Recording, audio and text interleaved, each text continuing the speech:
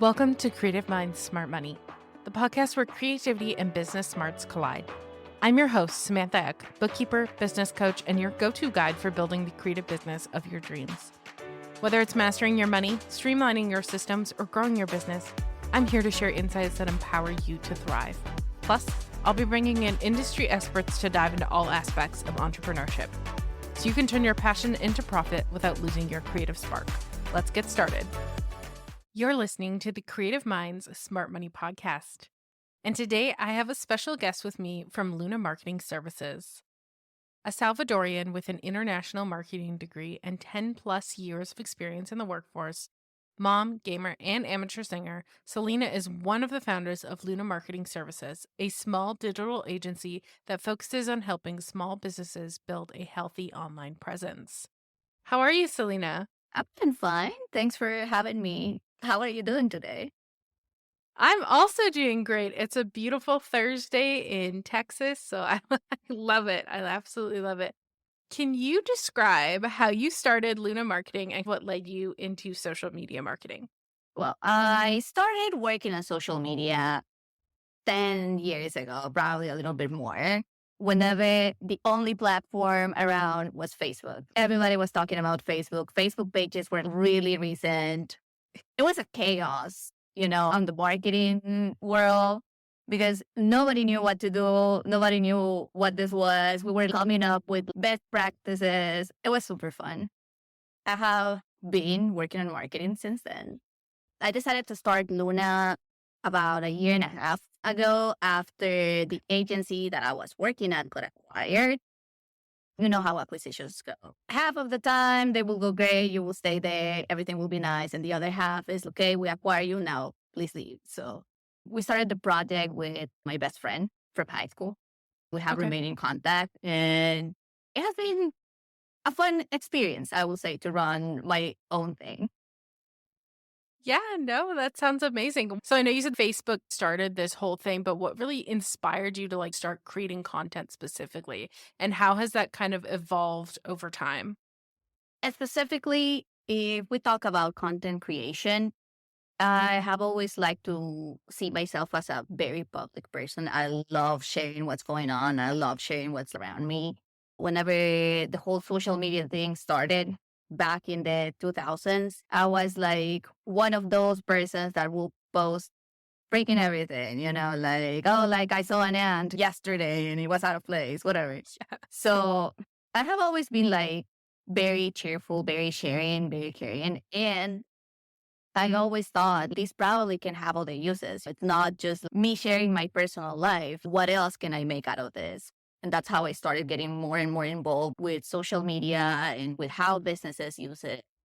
And once that I finished my career and everything, I have a degree in marketing. I started working as well with a lot of startups and small businesses. And kind of that combination was what created the idea of Luna as well, that we want to focus on small businesses, small creators, because usually those are the people that can take more advantage out of creating content and out of social media. And they are usually the ones that know how. Right. Yes. And I think that's so true. A lot of business owners who just start up don't actually expect that they need to also run their own social media profiles and create all the content and things like that. And then it becomes quickly overwhelming when you realize how much is actually out there. Yeah, doing social media is a full-time job, really. So it's basically like having to have your business and on top of that, work as your own social media manager. It can be a lot. It can, yes. And here at Firestorm, we know all about wearing many different hats, especially when it comes to bookkeeping and things like that. So, for those just starting out, what are the most essential elements of building a really strong online presence? The very first thing will be to try to be everywhere. I know that sounds overwhelming, but just the fact that you have a profile somewhere, even if you're not updating it often, or if you're just recycling the content, posting the same thing, for example, on Instagram, on Facebook, on Twitter, that starts telling people you're out there. Yeah. And particularly when you identify where your audience is, for example, Mhm. if you know you have a product, for example, that it's targeting Gen Zs, you're not going to go ahead and put it on Facebook, you know? Yeah. So you can have a Facebook page because it will be great for your SEO. It will be great for when people search for you. But most likely you're going to be showing your product on TikTok because that's where you will find that specific audience. Right. So try to be as active as you can. Try to have a face everywhere, even if it's just like repurposing content that you have done on your main platform. And try to not copy others. Try to be yourself as much as you can. Yes. Yes. Authenticity is so important. I find that so true because people want to actually know you and get to know you as a business owner. A lot of people that I've heard say, oh, people don't actually want to know your business. They just want to work with you.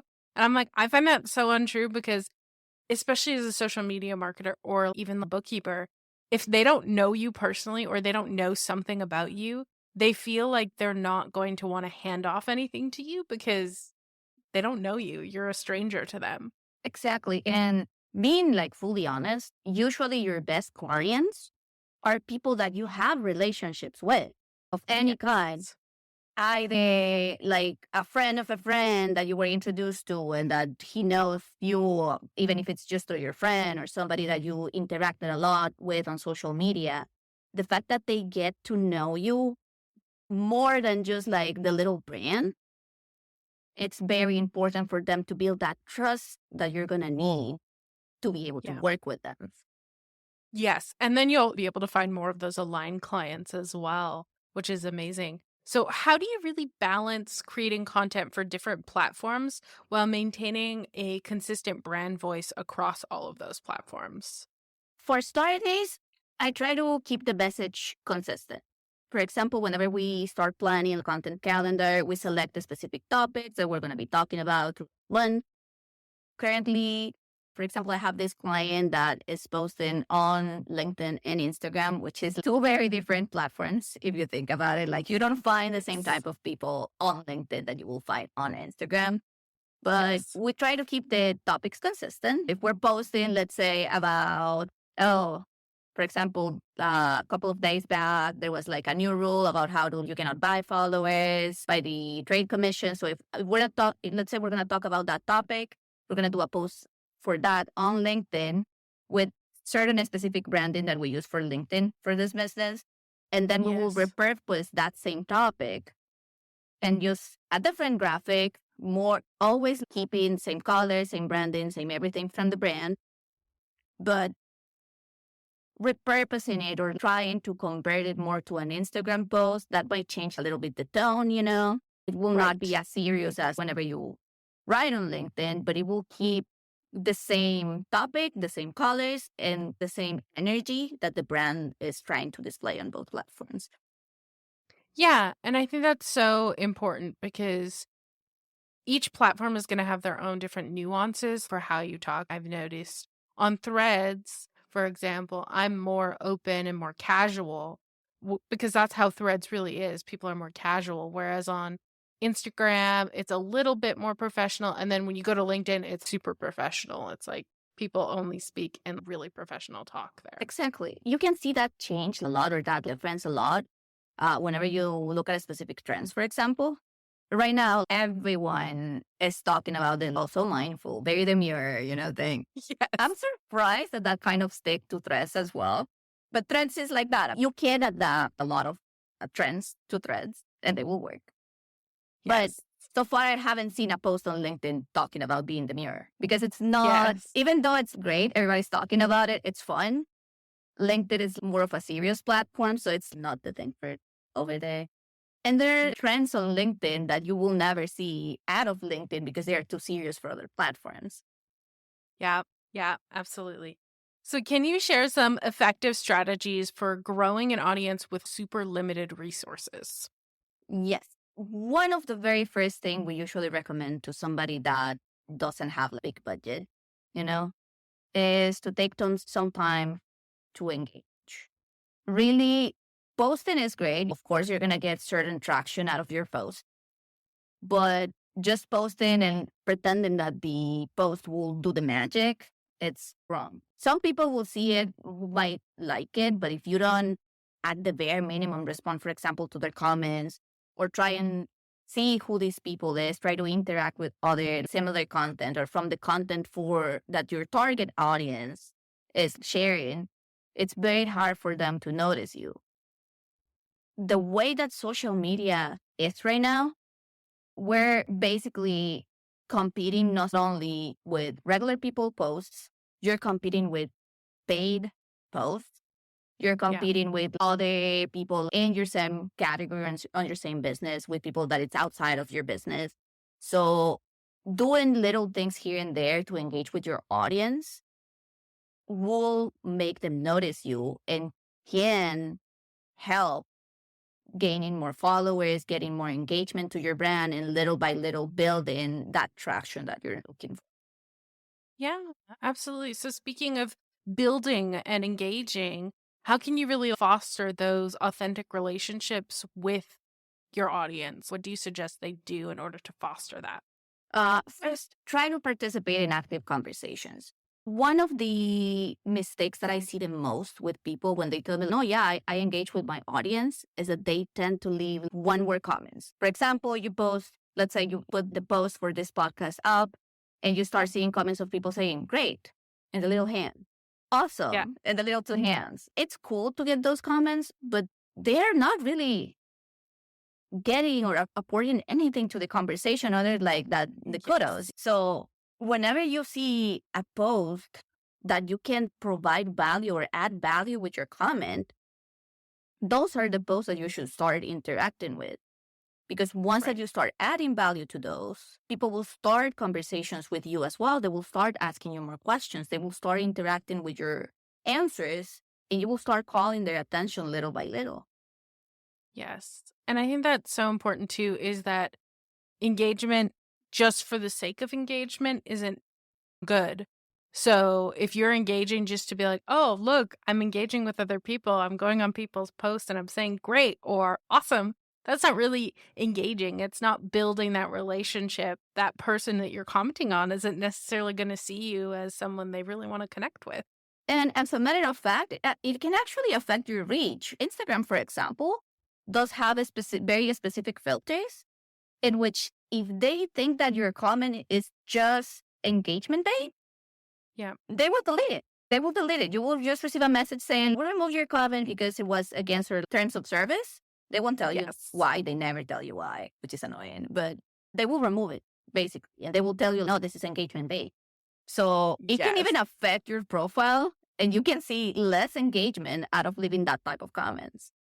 Yes. On the flip side of that, I've had it happen to me a couple times where I've left a really meaningful and actually nice comment, and Instagram's like, no, we're not letting you post this. Oh And I'm like, yeah, like but I mean, why? Instagram is really special. Like it has happened to us as well before, like many times. And once I was even making this joke because the same week I got 3 or 4 comments removed because they said, oh no, it's engagement bait. They were comments mostly on reels because I guess they didn't see the actual content on the reel and they were like, no, it's just engagement bait. And that same week I got a comment on one of my posts that was definitely and most likely spam because it looked like Yeah. somebody had copy paste like a line of code into the comment. It was like a comment like this big, with just like a bunch of letters. And I was like, why did they delete mine? But this one is still here. Make it make sense. Right, right. And I think that's important to remember too is that despite trying to do some of that stuff, the platforms are but all limited. So sometimes they're just going to do stupid things, even if we don't want them to. Yep, you gotta be patient. You gotta keep insisting. And I mean, little Yeah. by little, it's gonna start working. Yeah. Can you share an example of how community engagement has maybe positively impacted one of your clients or a brand that you know of? Well, I can actually give you a very close example. This is something that happened to us. Whenever threads open, okay, we honestly open the profile because we're an agency. We have to try everything. If Yeah. you tell me tomorrow, look, we find the social media under this rock, I'm probably going to open a profile just to see what it is. Yeah. And little by little, we started engaging with people. Like actually, threads is our strongest social media. And the same way that we will share just important information like, oh, there's this new regulation, oh, do this with your social profiles. we will as well just have fun with it and participate in conversations and whatnot. And actually, one of our strongest clients came out of threads. It was somebody Yes. that we randomly started a conversation with, and we started finding out that we had a lot of things in common, not as brands, but a lot of things in common personally. Yeah. And that led to us having conversations outside of just the like, oh, you should do that because it's for the recommendation of an agency to like, hey, we think this is cool. What are you doing? Where are you going? And this person ended up actually becoming a client. And I was telling my friend, sometimes you just gotta be patient and just keep talking to people, and people eventually will come to you. Yes. Yes. And I think that's so important to remember too is I was talking about it when I had my SEO episode up a while ago, how that's a long game. But organic social media is also a long game because when you're taking that time to engage and things like that, it's not instantaneous. Sometimes people need consistent contact in order to be able to want to work with you. They might not feel comfortable with you yet, but if you continue to talk to them, you continue to interact with them, eventually they might come around and say, hey, I really know that person really well. I want to work with them. Exactly. And even though it's a long game, it can be a really effective game if done Yes. properly. Usually these type of clients that come to you out of those little interactions tend to be not only more loyal, but easier to work with because they already know how you communicate. They know how your work is, and that will make your life easier as well. Absolutely. What are some common mistakes that you see content creators make when trying to build their online presence? One thing that I see very commonly done, besides leaving the word one word comment, is Yeah. the fact that people tends to get very desperate. Sometimes they will make this one post and it's, oh, nobody like it. Maybe I should stop posting. And then they take a huge break and then it's like, I want to try again. And then the second post flops as well. And they're like, no, this is not working. It definitely doesn't work. So everybody's lying. The lack of consistency will kill more content creators and more brands than anything else because people tend to Yes. give up sometimes way too quick. And same thing happens, for example, with people that's chasing virality. A Yeah. lot of people tend to think that, oh, I'm going to make this post. It's going to go viral. It's going to go great. And when it Yeah. doesn't, it's like, no. So therefore, that means that all my content sucks and I shouldn't post anymore. And it's not like that. I mean, a lot of people that has very viral content or that has succeeded as content creators took the long road. I know he Yes. has been canceled. Okay. We're not supposed to be talking about him. But for example, Mr. V. Mr. Beast was not Yes. viral from the beginning. He started on YouTube like years ago. And at the Yeah. very beginning, he had 10 views on each video. Yeah. And he grew little by little. Same thing happened, for example, with PewDiePie. He uploaded a bunch of videos. And until he got to this one video game he was playing that was a scary game and that he really got scared and took the headphones and threw them away and everybody started finding that funny, he started gaining traction. It was Yeah. not something that happened in the blink of Overnight. an eye. Yeah. Yeah. And I think that's so important to remember is that it doesn't happen overnight. There are some people that it will happen for. That is true. But it's like a one in a million shot that actually happens. Yeah, I mean, the And amount of people that actually get viral with the first post is, you can probably count them with one hand. It's yeah. not something that happen as often. Yeah. And people has issues understanding that concept that virality and getting famous or for your content to actually have millions and millions of likes, it's gonna take time. Yes. Absolutely. When you're talking about consistency, can you touch a little bit more on that? Does consistency actually mean posting every day, or does it mean just posting every 3 days? What does consistency mean in terms of social media? Consistency actually can mean all of the above. There is not like a particular term or like a particular rule. If you don't post every day, you're not being consistent. Yeah. Consistency can look like posting every day. It can look as well as having a specific schedule, like, oh, I'm just going to post on Wednesdays. It can look like twice a week, thrice a week. The idea of consistency is making sure that your audience knows what to expect, not exactly like, oh, do it every day.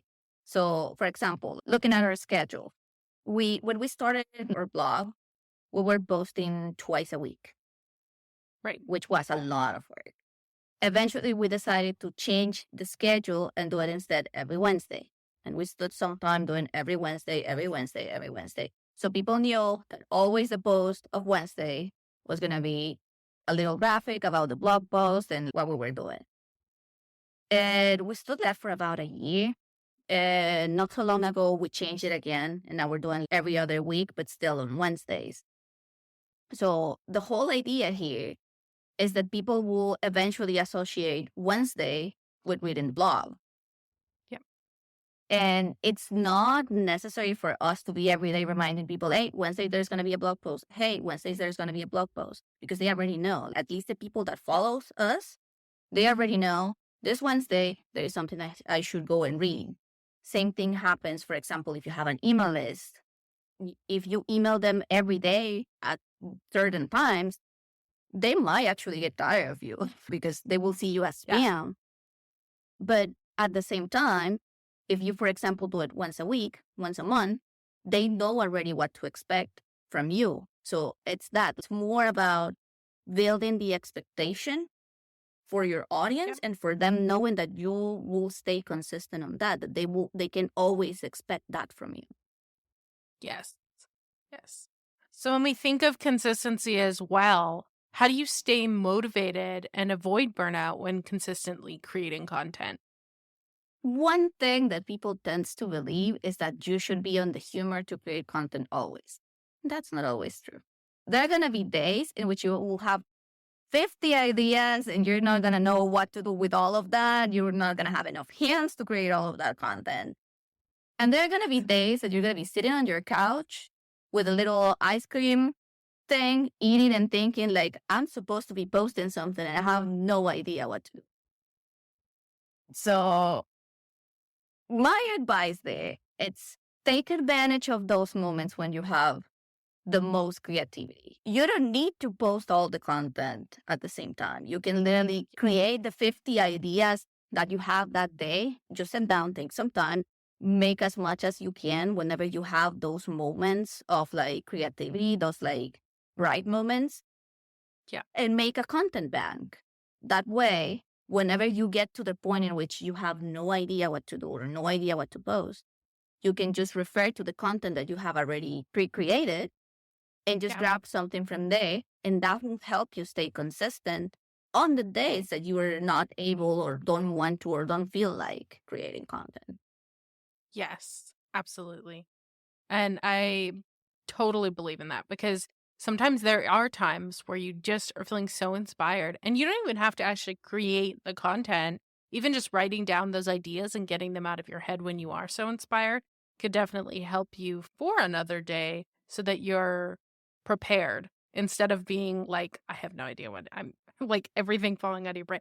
I know I've had moments like that where I'm sitting on the couch and I'm like, what am I going to say? Yeah. I don't know what I'm going to say. Those moments happen. And yeah, I mean, just writing the idea down, it's a way to create a content bank. You don't need to like do it everything at the same time. Just take advantage of those moments and you should be fine. Same thing happens, for example, when you have a content calendar.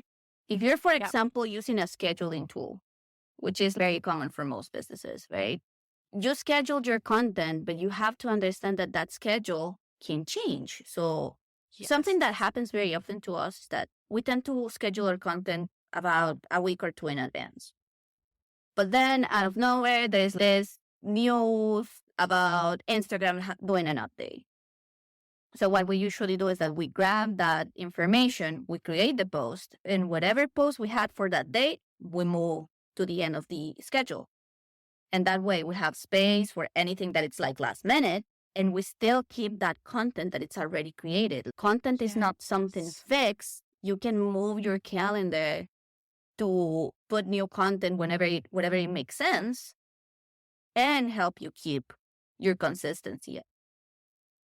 Yes, and I love that because sometimes there is that thing where you see it on another social media, or you see it in the news and you're like, I need to post about this right now.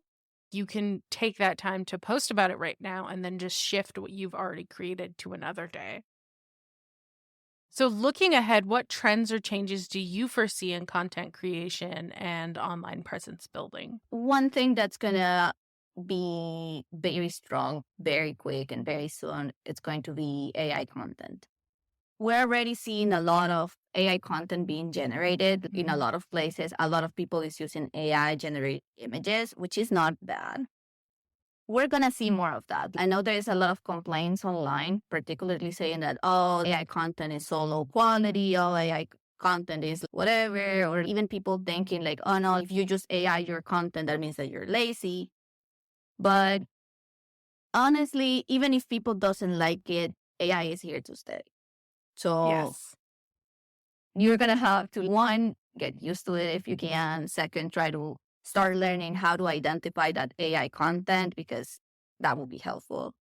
And understand as well that whenever you see, for example, an AI label, it doesn't really mean that this person is lazy. It doesn't really mean that this person is not, Yeah. doesn't have ideas. Like AI is an aid for content creation. Yeah. And that's not going to change. At most, it's just going to get worse. So, Yeah. Yeah. We actually talked about this, I think, in my last episode that we filmed, where a lot of ideation can come from AI. That doesn't make you lazy. It can also help you on those days when you are drained mentally. I'm not someone who advocates 100% creating everything in AI, but it's a great tool to help you build on certain ideas and things that you're thinking of. it has to be a balance. You cannot fully Yeah. depend on AI because people can tell. We have this internal joke between marketers in which is like, oh, this post was sponsored by ChatGPT. And then we do the little rocket and the little star because whenever you ask ChatGPT to write a caption, there is always a little rocket and a little star on the emojis. Always. Yeah. So you can always tell when something has come from there because of that single detail, right? So it has to be a balance, right? It doesn't Yeah. have to be obvious that you just chat GPT it or AI it. Just make sure that it does have like certain you on it.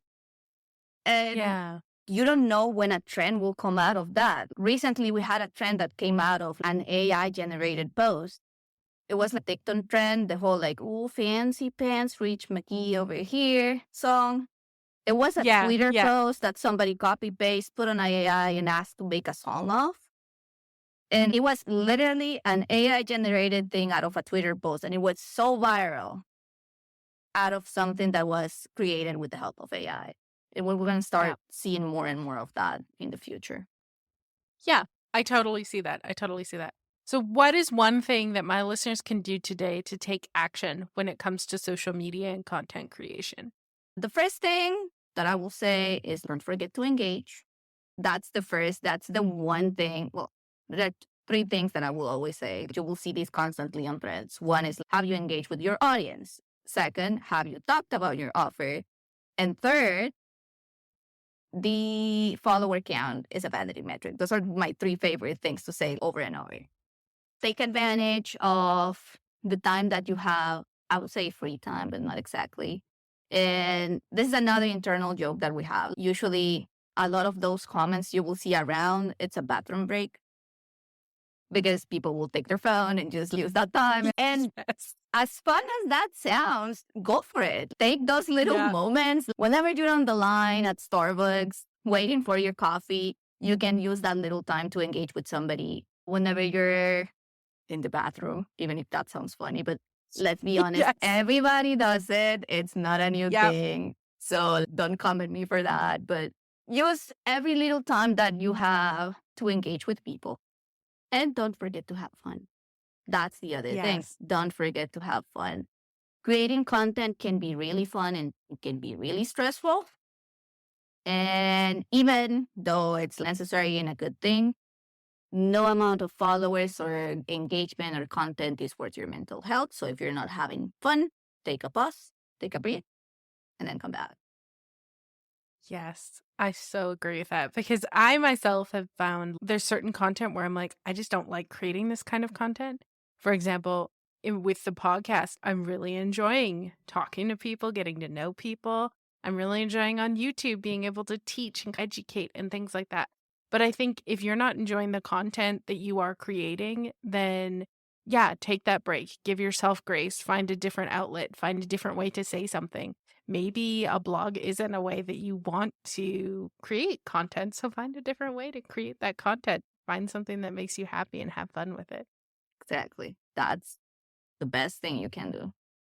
Yes, absolutely. So where can my listeners connect with you? We're most actively on Threads and on Instagram. But of course, they can find us pretty much everywhere, like Facebook, Twitter. Yes, it's still Twitter. I'm sorry. And it's going to be Twitter for the rest of its life. Facebook, Twitter, Instagram. You can find us on our website as well, lunamarketingservices.com, of course. And you can shoot us an email as well to contact at Luna Marketing Services. We're usually very responsive unless it's the weekend because I'm busy raising little tiny pixel cows. So Yes.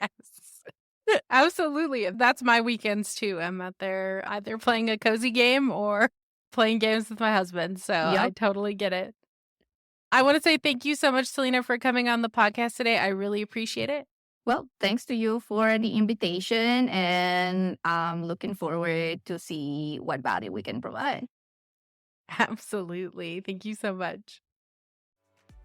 And that brings us to the end of today's Creative Minds Smart Money podcast episode. We've journeyed through the world of social media marketing with our guest Celina from Luna Marketing Services. Let's recap some key takeaways. Consistency is key in content creation. Engage authentically with your audience. Don't be discouraged if your content doesn't go viral immediately. Create a content bank during your most creative moments to help you stay consistent, even on less inspired days. And embrace AI as a tool to aid in content creation, but balance it with your unique voice and ideas. Remember, content creation should be fun. If you're not enjoying the process, take a step back and reassess your approach. Your mental health is more important than any follower count or engagement metric. Thank you for tuning in to another episode of Creative Minds Smart Money. Until next time, keep creating, keep engaging, and remember to have fun with your content. Farewell, fellow traveler.